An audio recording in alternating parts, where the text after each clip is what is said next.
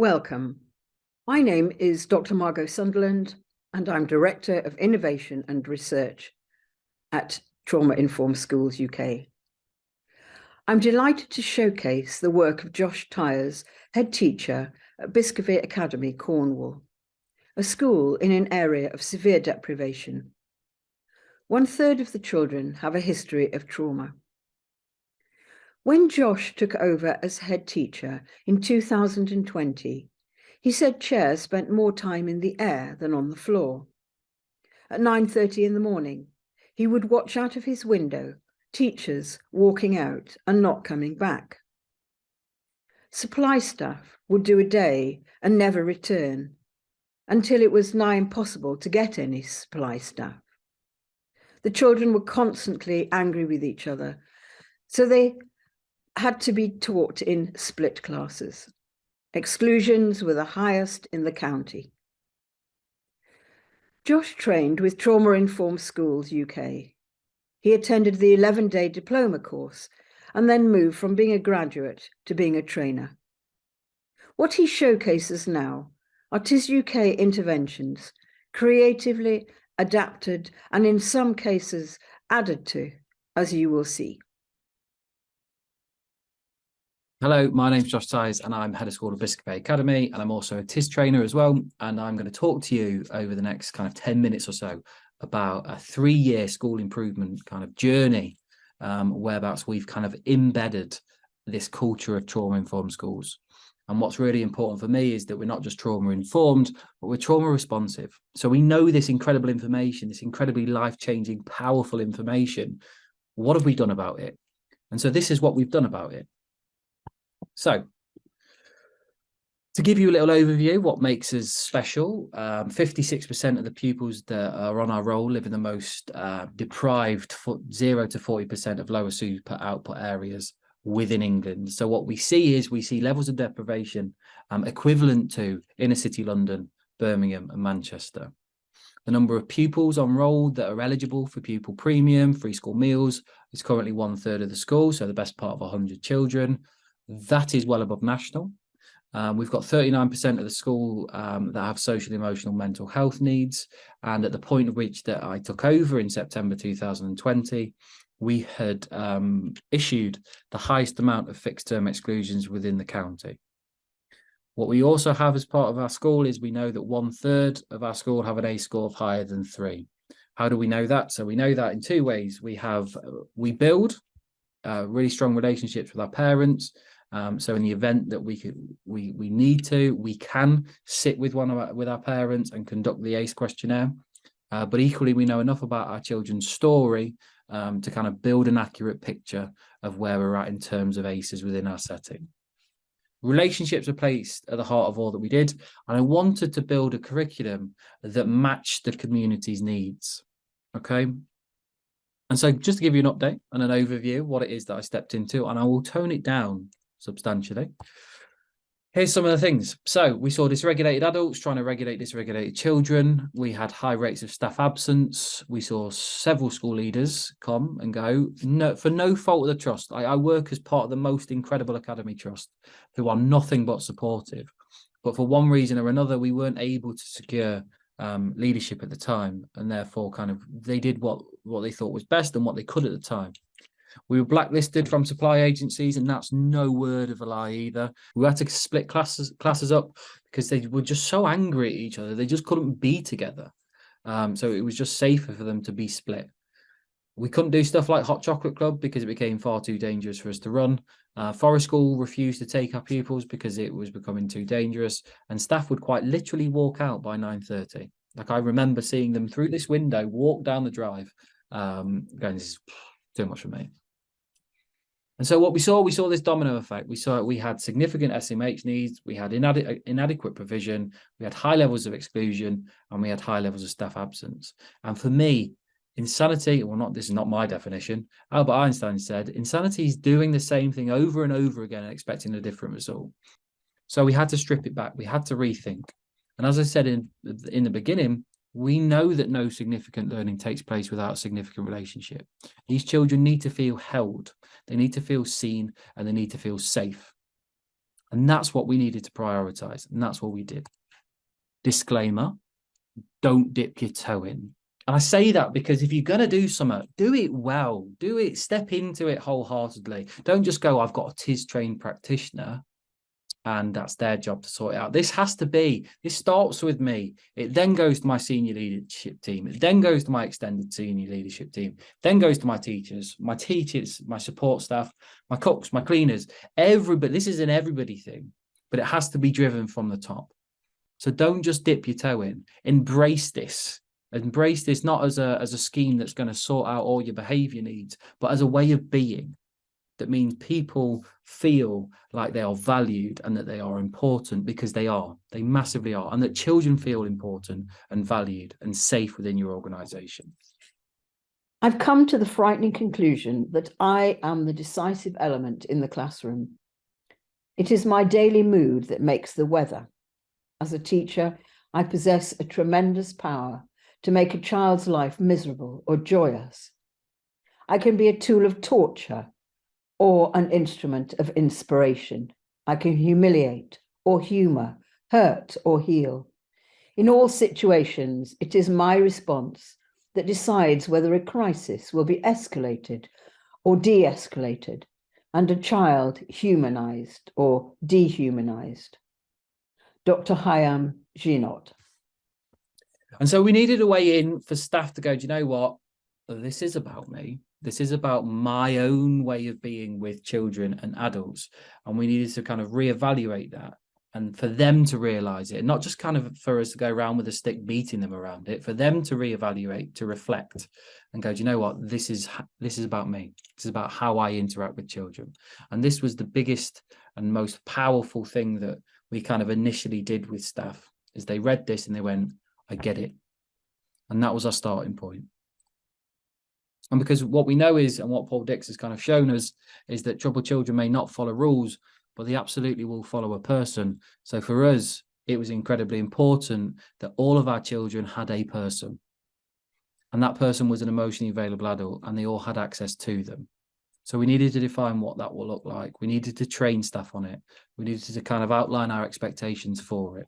Like we went full shebang, fully involved, fully embraced. Julie's in. We've got other trauma-informed practitioners in. We trained staff. We went fully out there with it. And so what it did, and what we kind of, what that dipping the toe in looked for us, well, it underpinned school development plans, Seth. It underpinned policy. It underpinned leader interactions with staff. It underpinned adult interactions with parents. It underpinned adult interactions with children, how we recruited our CPD offer to staff, how we raised the profile of it, the well-being offer that we put in place, how we fostered this idea of botheredness and ensured that it was in place and kind of rippling through the school, what this supervision offer for all looked like. And then finally, what does the curriculum look like? And how's that underpinned by this kind of trauma responsive culture that we're kind of embedding? Here's your question and what we expect you to be working on over the course of the year. What are you doing to ensure every child in your class feels seen and safe? And we would factor that into performance management. We would factor that into monitoring. We would factor that into people progress meetings. And we would ask questions around, what are you doing? What's those meet and greets look like? How are you what's your in-class rewards look like? What does those adult interactions look like? And we would monitor them as a subject.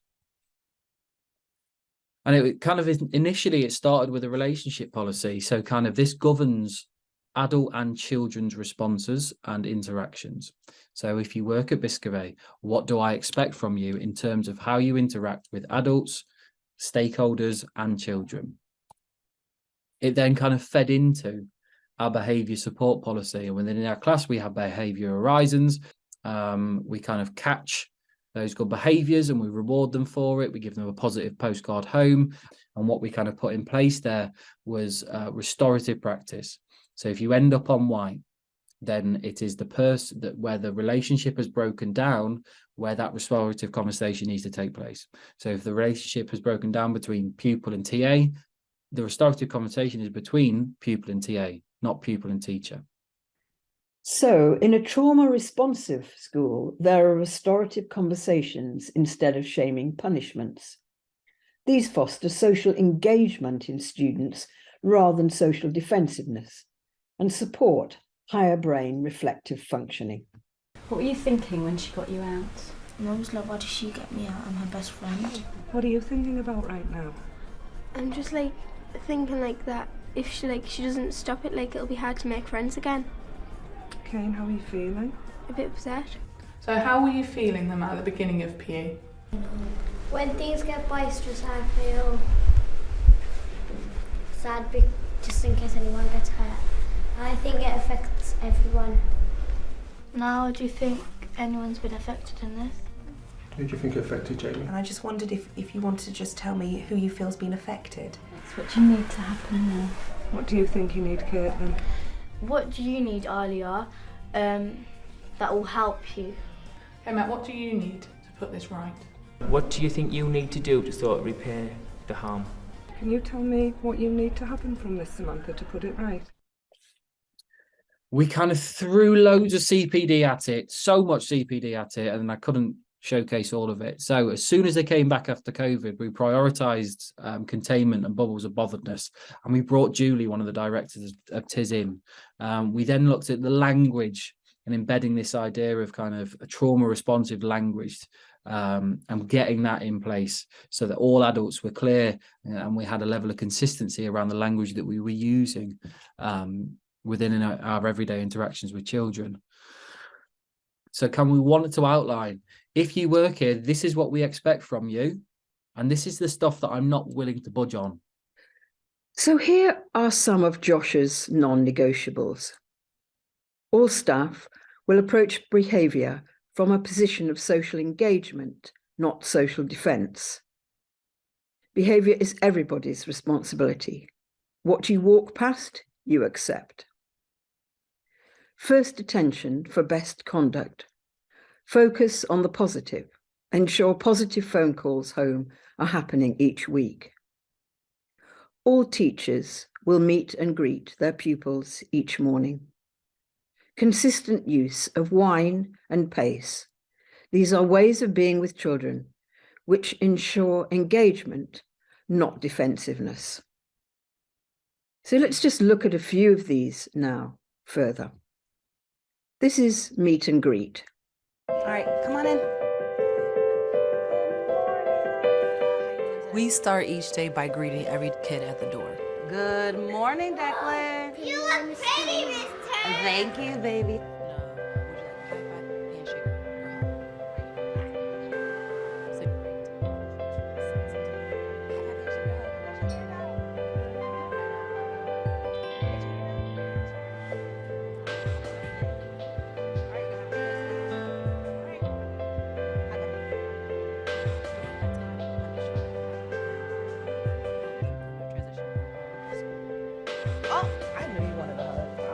And now on to PACE. So all teachers need to be using PACE, as do all school staff. This is Dr. Dan Hughes, originator of PACE, which means play, acceptance, curiosity, and empathy. And here he talks about the intervention. Play means playful social engagement. Acceptance means I accept the feelings. Behavior can be wrong. Feelings never can be wrong. Curiosity, would you help me understand? And empathy, really imagining in and empathizing with the pain. Oh, that must be awful. He talks about the intervention here. Then I realized this attitude of being playful, accepting, curious, and empathic really helps the person to feel safe with me. I accept them. My curiosity is no judgment. My empathy is right there, so I'm with them to support them around the hard times. And it leaves them feeling this person gets it and isn't judging me.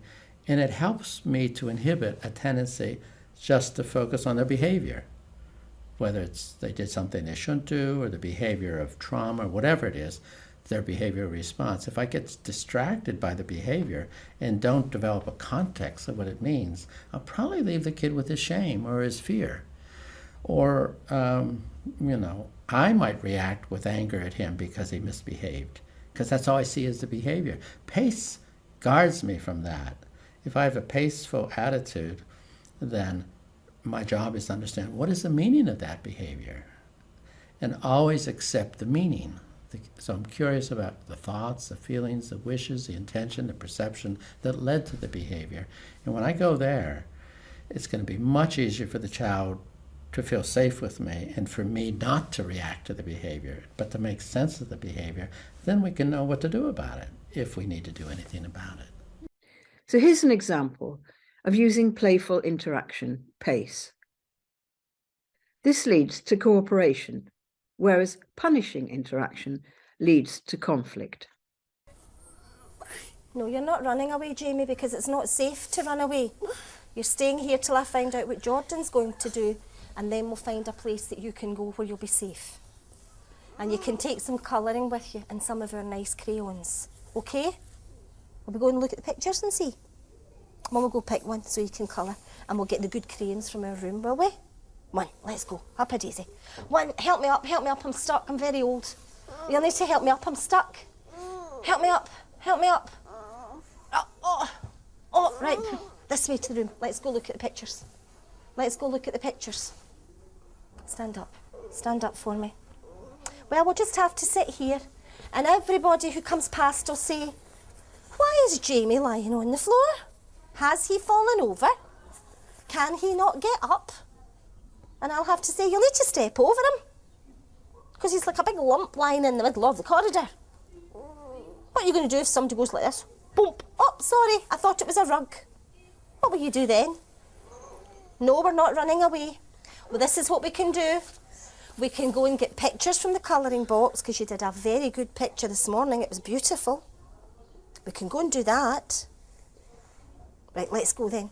Give me your hand and we'll go and have a look in my special colouring book. Give me your hand, I'll pull you up. 1. Oh. 2. Oh. Let's go. And now Josh will talk about staff recruitment and how he assesses capacity for empathy at interview. We needed to consider recruitment.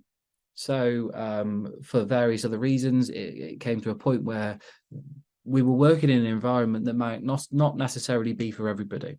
So we wanted to be kind of really clear on, this is how we recruit people.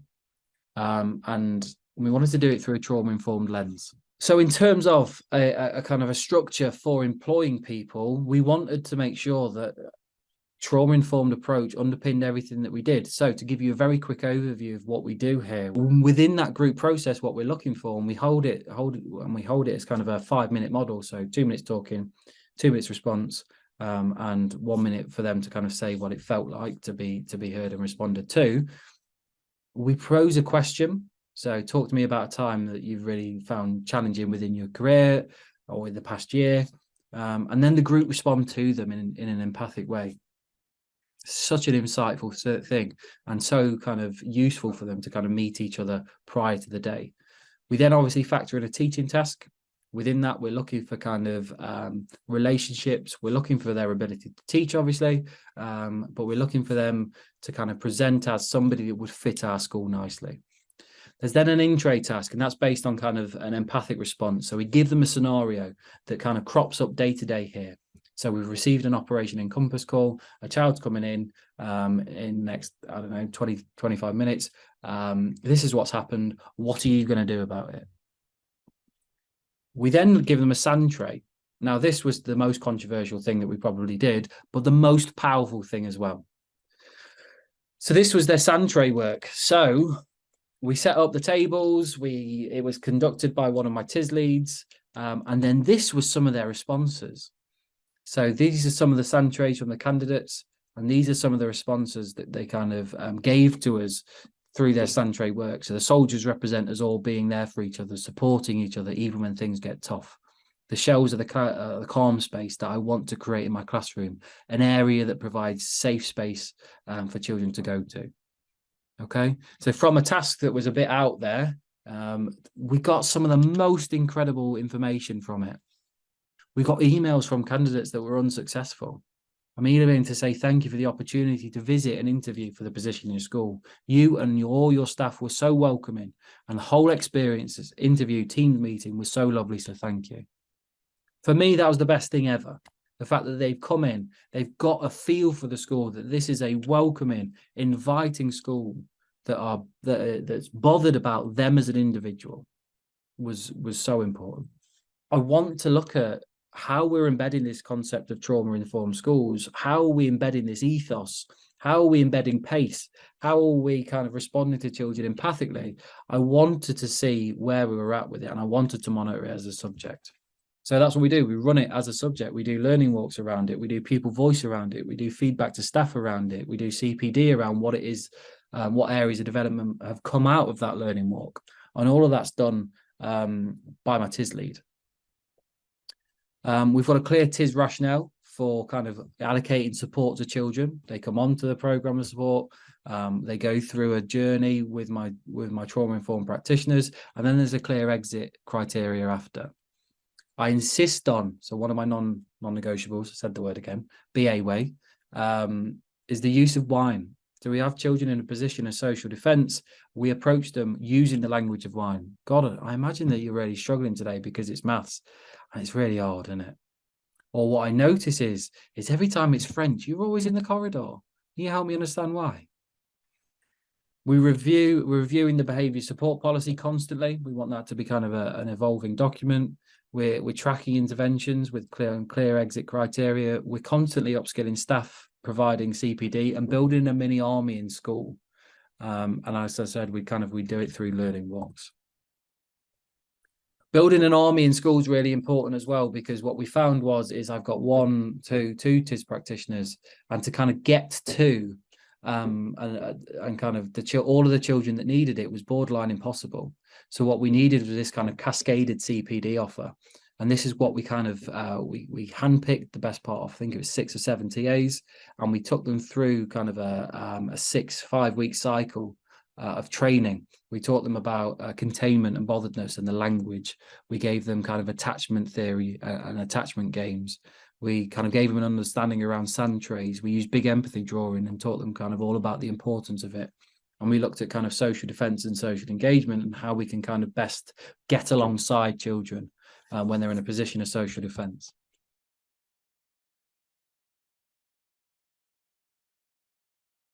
Stage 3 is 2 sessions a week, but this is kind of historical unprocessed trauma, historical safeguarding concerns, current observable changes in behaviour, and a complete lack of emotionally available adult at home.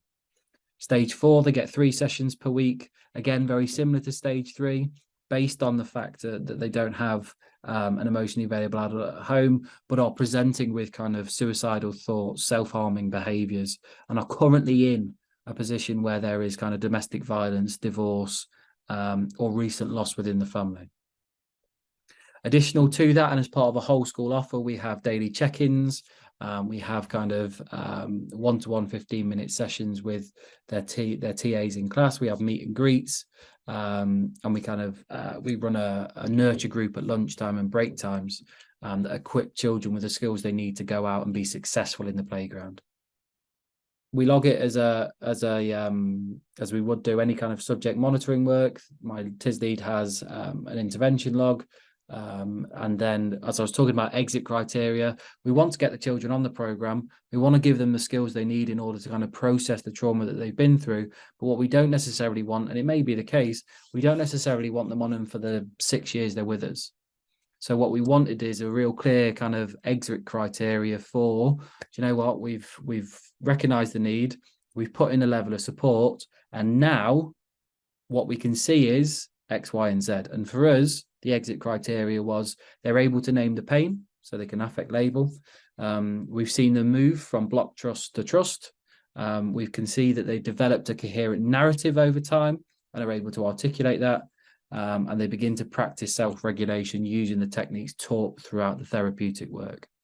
So they're the kind of 4 criteria that we work on. If we see that, we put them back into class, but we check on them frequently. So they'll still get check-ins, but they just won't get that kind of bespoke therapeutic offer. and we gather that pupil voice. Pupil voice, I'm not going to kind of talk too much about that, but we track the emotional landscape and then we do something about it. And that's what I'm so keen on. So if you gather pupil voice for the sake of gathering pupil voice, you're doing something wrong. But if we say we get pupil voice, we listen, and then we do something about it, and then we put it out there to show all that, you know what, we've listened to you. This is what we've done. That's the point of pupil voice for me. So for us, children were coming back saying, yeah, we feel real safe in school, but I don't always feel like you value what it is that goes on outside of school for me. So we listened to that. We got parents and carers to send in all of the great stuff that they do outside of school. We raised the profile of it on the newsletter, raised the profile of it in celebration assembly, and we've got a display that showcases all the amazing stuff that goes on outside of school for these children. Okay, so we listened to them. And we kind of wanted to base it on human hungers. So to meet basic human hungers. So recognition hunger, stimulation hunger, and structure hunger were the three. We went for kind of, obviously the base being recognition hunger. How do we do that in our school? So we recognise birthdays. We recognise staff are going above and beyond. We allocate them days for attending weddings. They can attend their children's performances, sports days, if they're a new parent, graduation days, and just the power of saying thank you for the work that you're doing. So at Biscovey, we meet your recognition hunger there. We meet your stimulation hunger. We have one main event every half term. We have a Christmas do, end of year do, curry nights, staff buffets where they bring a plate, staff sports days, and a wellbeing breakfast, because there's nothing wrong with a wellbeing breakfast. And then structure hunger. So they know where they're supposed to be, when they're supposed to be there, and what they're doing. So school-based systems and processes, marking policies, school timetables, processes of staff cover, senior leader release time, set PPA days. So they're not kind of, when's my PPA coming? Clear policies and procedures, relentless routines, not just for children, but for staff as well. Are so incredibly important. Okay, so that's kind of our well-being offer and what underpins that well-being offer.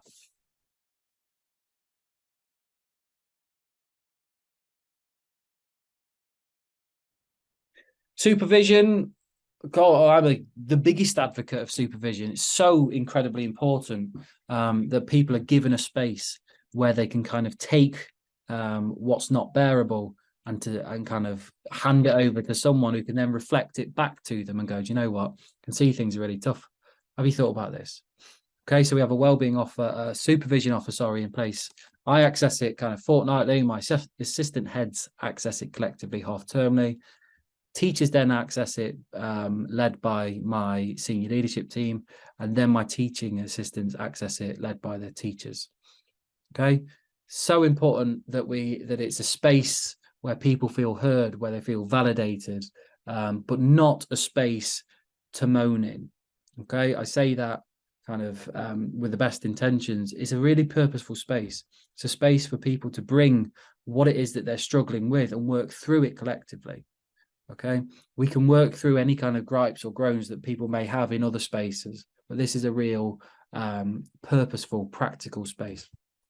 So Biscovey Academy is a place where everybody dreams big. We built a curriculum around big dreams, and we called it our Dare to Dream curriculum. And our key drivers for that were aspirations, were curiosity or ignites, and were diversity. So D's diversity, R's for rules, E's for empathy, A's for aspirations, M's for motivation, and S is for success. And every term we focus on one of those values. But every Dreams Assembly, we recite our school poem. Okay, we sing our school anthem of A Million Dreams.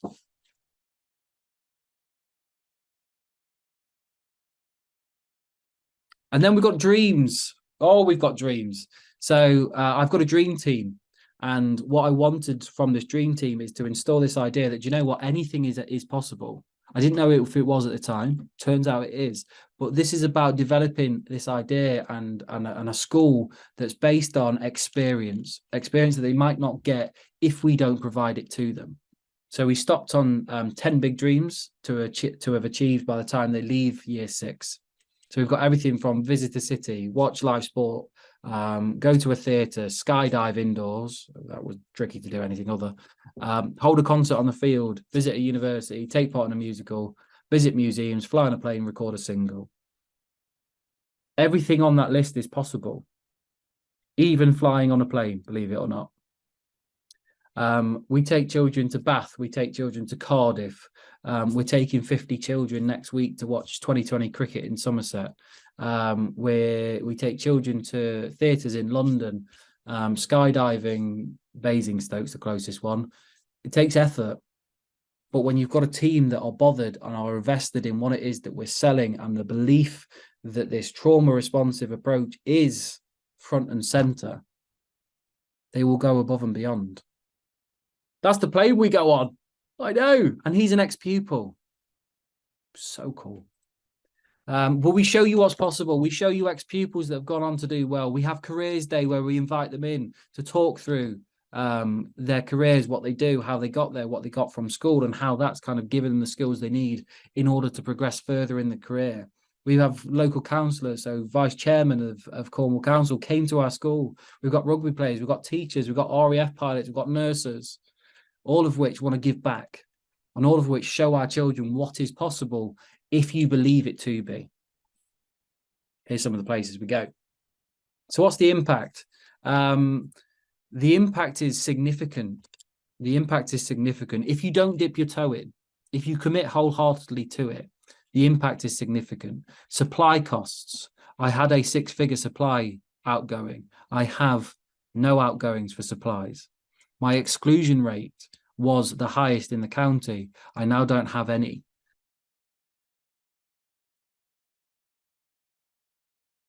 My attendance was significantly below average, with a significantly above average persistent absentees.